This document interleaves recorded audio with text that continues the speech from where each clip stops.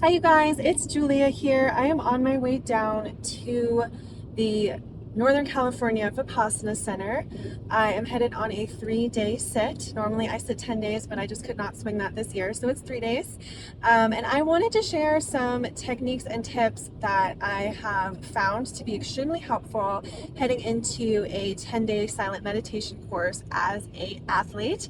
Whether you are someone who has taken a Vipassana course before or if you are considering it, I hope that this video can be of value for you.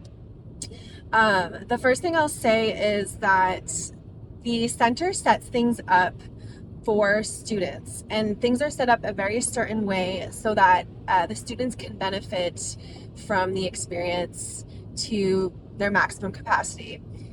The regulations are not set out to be of benefit to the teachers or to be of anyone else's convenience besides to serve the students. So that being said, I always do try to follow the rules as closely as possible. Now, that being said, there are some things that as an athlete I have had to ask for modifications around, simply because my system does not support certain of the tenets. And I'll share more on that in just a bit. But other than that, I really do try to follow the regulations, because the more that you can follow the way that things have been set up. This is an ancient technique. They've tested this on thousands and thousands of people who have received benefit from it. And the more that we can follow that tradition, the more likely we're able to take away the most that we can from it. So that being said, one of the first things that I have had to modify sitting Vipassana as an athlete is the fasting. Now, traditionally, old students are asked to fast from 12 noon until 6 a.m. the next day.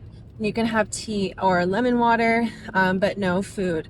And this is something that I always check back in with every year. I do attempt it, right? Because I want to see where my body is at with it, and if I am able to test myself in that way. But I always find that it's a little too much for me in the terms of not having enough fuel, like simply just not having enough calories. As someone who eats 3,000, sometimes a little more than that, calories every day, it's just a little bit too much of a cut for me, and I just start to get a little mental. And I actually had a teacher tell me once not to do the fast, because I shared with her that I had had a history of an eating disorder. I did have a form of anorexia and orthorexia back in 2016, 2017. And so in short, we just don't need to turn up the heat in areas of life that we have past trauma in, right? We're there to sit with ourselves. We're there to examine the contents of our minds, but we're not there to trigger ourselves excessively and torture ourselves to the point where like we're actually doing more damage than benefit. So that is a choice that I had to make for myself. And again, like, not everyone is going to be that way. Some people do just fine with the fast, but for me personally, like, I have just had to be okay with letting that bit slide, knowing I do everything else I can to really benefit from the removal of input in that space, because it very much is time to sit in silence, a time to like take in less, whether that be food, information, dialogue, visual stimulation. It's a time to just sit with what already is inside of us and really just digest life and our thoughts and what our mind does when we have the things that we enjoy or are familiar with having in our everyday life taken away. And I just think that has honestly been one of the most valuable things, especially as an athlete, is like not being able to train and seeing what my mind does when I do not have that physical output and do not have that sense of like drive and purpose for the day. You know, a lot of my days are structured around training, whether I'm coaching the women that I work with or I'm training myself. And when that's taken away, yeah, my mind definitely goes a little bonkers, but that's the point. The point is to have that taken away, to see who we are without that. Like, who am I without identifying as an athlete for a couple days? What else is in me? And it's really beautiful to actually be able to connect to that part of yourself that doesn't have the label. So I think that's something that everyone can benefit from. The other thing that I'll mention is that we can walk. So it's not like I'm completely without exercise. It's not like you're sitting all day. You have walking trails. They're usually quite beautiful in nature. And I take big time advantage of those trails, walking up and down them, getting a lot of steps every day. But in short, yeah, there's no formal exercise. There's certainly no weightlifting. So it's good to test the mind in that way. Okay, you guys, so I've just arrived to the center here. I always feel like it's such a whirlwind getting down here every time. There's like 1,000 things to do before I log off for 3 days. This time it's only 3 days. Sometimes usually it's 10 days. Yeah, it always just feels like such a whirlwind wrapping things up at home, but I am really looking forward to dropping in to my practice in this way. And I just owe so much to this practice. The last 6 years of my life, it's taught me so much patience, so much about myself, and again, just to have this value of silence. I feel like I'm already like whispering because that's just the energy on this land here. It's really incredible. So many thousands of students have come here to meditate and learn more about what's there when we remove all the distractions and the inputs of the world. And so I'm gonna check back in after these 3 days, and I'll have a little update as to what came up for me during the sit.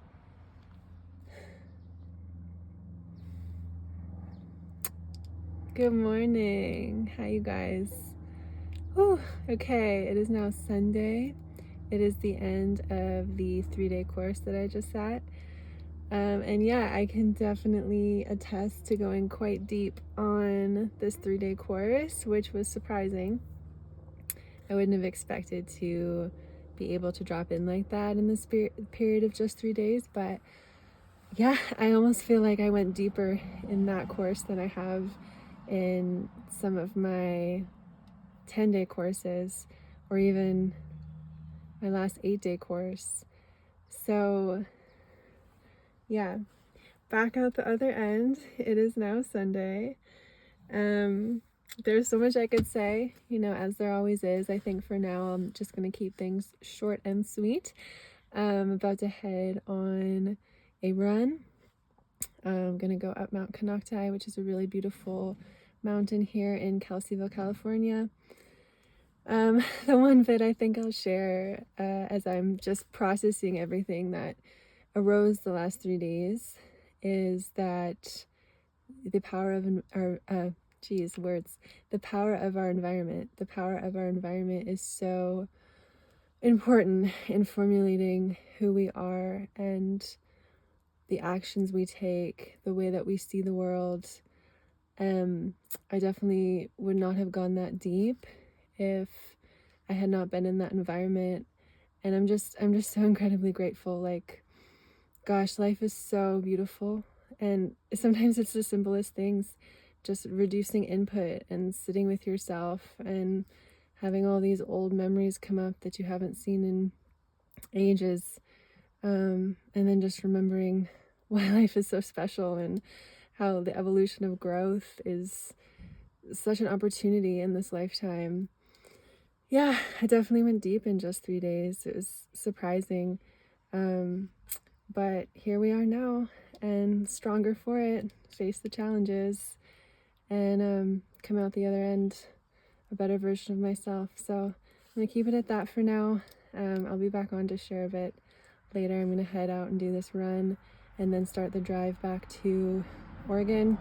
I've not seen my partner in over 2 weeks now because he was away on a work trip. So I'm really looking forward to some time with him this evening.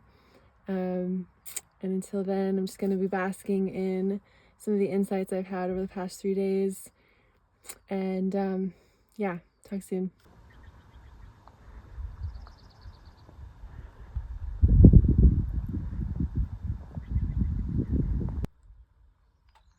Okay, so I've just finished the run here at Mount Canocti.